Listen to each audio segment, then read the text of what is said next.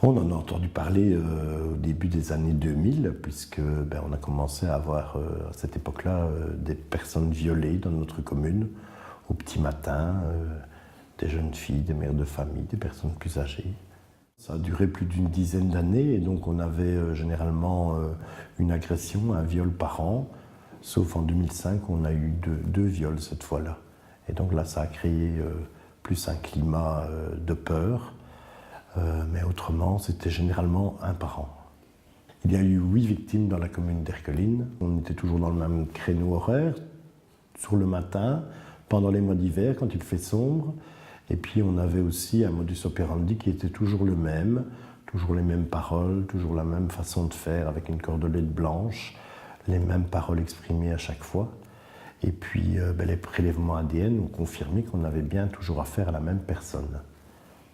On a fait beaucoup de recherches à l'époque sur le timing, sur la géolocalisation de l'ensemble des faits pour essayer de trouver des points communs. Création d'un portrait robot aussi, qui était finalement assez ressemblant. Mais toutes ces démarches qui étaient quand même relativement poussées n'ont pas permis de découvrir qui c'était.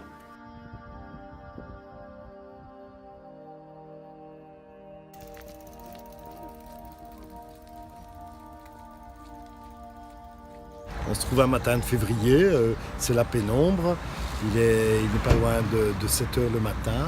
Et sur ce parking, il y a une voiture qui se stationne et l'individu en sort et va se poster derrière la haie du quai du chemin de fer.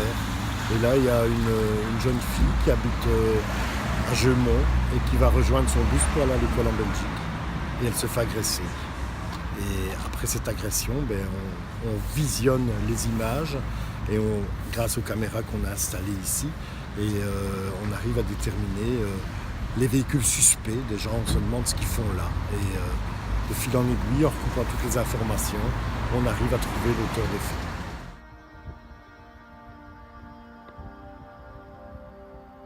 faits. Et les enquêteurs, notamment à Lille, ont fait le lien entre cette agression et des interrogatoires qui avaient eu lieu précédemment. Et le lien s'est fait, ça a amené à l'arrestation. Notre rôle maintenant, c'est surtout d'accompagner les victimes. Elles vont devoir participer au procès qui va se tenir à Valenciennes. Certaines tiennent à y aller, d'autres n'ont pas souhaité poursuivre les choses et ont pu tourner la page. Mais je pense que pour les personnes qui vont aller là-bas, on doit les accompagner psychologiquement, matériellement. Et ça, c'est le travail du service de l'aide aux victimes. Et pour la première fois, le service d'aide aux victimes côté belge va travailler avec l'aide aux victimes côté français également. Et c'est bien de pouvoir collaborer de plus en plus comme on le fait.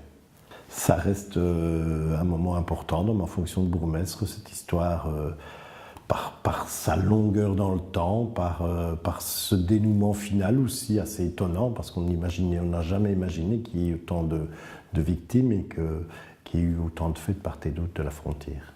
Une affaire, quand on dit une affaire, c'est 40 affaires réglées en une fois.